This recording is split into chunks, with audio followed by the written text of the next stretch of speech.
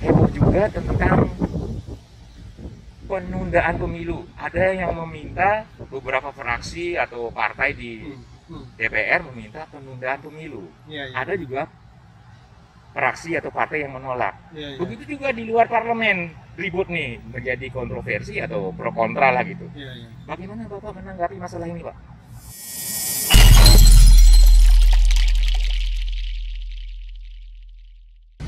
Selamat sore, Pak.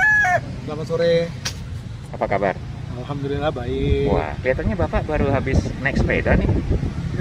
Ya, iseng jalan-jalan kompleks Pak, cari keringet sedikit. Begitu. Ya. Mengapa nggak banyak-banyak, Pak? Enggak, udah terlalu sore. Nanti masuk angin. Gitu ya.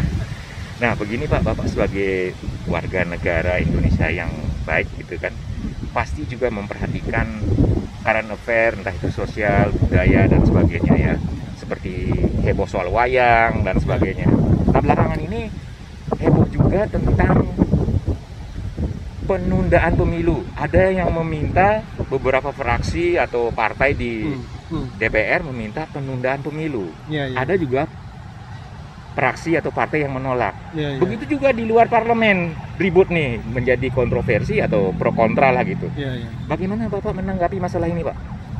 Ya, jadi itu kan sebenarnya usulan yang pertama kali mengusulkan itu kalau dari partai politik itu kan Pak Muhaimin ya, PKB, kemudian kalau nggak salah Erlangga Hartarto, Golkar, kemudian Zulkifli Hasan dari PAN.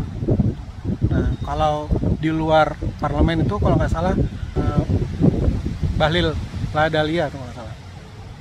Nah, jadi intinya kalau saya sebagai warga masyarakat gitu tidak setuju dengan ide penundaan pemilu karena secara politis dan secara konstitusi tidak ada cantelannya Pak gitu. Jadi tidak ada tuntunannya di Undang Dasar 45 tentang penundaan pemilu gitu, walaupun ada yang menggunakan alasan kondisi khusus gitu, tapi kalau dalam hal ini kondisi khususnya itu pandemi COVID gitu, tapi ya tetap tidak kuat karena yang mengalami pandemi COVID kan bukan cuma Indonesia, negara lain pun begitu, sementara negara lain tidak menunda pemilunya, dan kemarin juga pilkada tetap dilaksanakan tahun 2020 di tengah-tengah pandemi gitu. Jadi alasan penundaan pemilu itu tidak, menurut saya tidak tepat gitu ya. Jadi kalau dilakukan penundaan pemilu itu harus dirubah juga undang-undang dasarnya Pak gitu, untuk jadi cantelannya. Nah, nanti penambahan pasal-pasal itu jadi banyak sekali itu gitu. Kemudian apakah kalau ditunda sampai 2027 misalnya gitu, itu kan berarti mundur 3 tahun. Apakah berikutnya itu satu term itu menjadi 8 tahun atau kembali satu term itu satu periode itu 5 tahun kan, jadi apa ya, terlalu PR-nya terlalu berat gitu. Tapi saya setuju dengan wacana amandemen Undang-Undang Dasar tentang perubahan periodisasi presiden dari 2 periode menjadi 3 periode. Tetapi ada yang bilang bahwa tidak boleh tuh ada yang namanya perubahan periodisasi jabatan presiden, karena di Undang-Undang Dasar sudah disebutkan 2 kali. Bagaimana itu Pak, Bapak menanggapinya? Memang melakukan amandemen Undang-Undang Dasar 45 itu bukan suatu hal yang gampang gitu ya. Tentu tidak kan, tapi ada peraturannya untuk merubah itu gitu. Di pasal 37. Nah, kebanyakan kita ini suka malas baca. Seperti misalnya Mesir Pak ya, itu mereka sudah berhasil merubah undang-undang dasarnya menjadi 3 periode gitu. Kemudian Syria malah merubah undang-undang dasarnya menjadi 4 periode. Tapi kan bukan berarti kita nih Indonesia dalam hal ini misalnya kita rubah 3 periode. Apakah kemudian nanti seseorang jadi presiden harus 15 tahun jadi presiden? Tidak harus 15 tahun.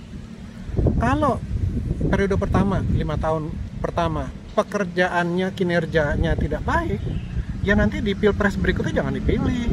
Sederhana sekali sebenarnya gitu loh. Jadi tapi sebaliknya kalau bagus pilih lagi, masih bagus juga pilih lagi, masih bagus juga, sudah stop, 3 kali cukup gitu. Jadi memang ada gium yang mengatakan power tends to corrupt, absolute power corrupt absolutely. Itu memang benar ada.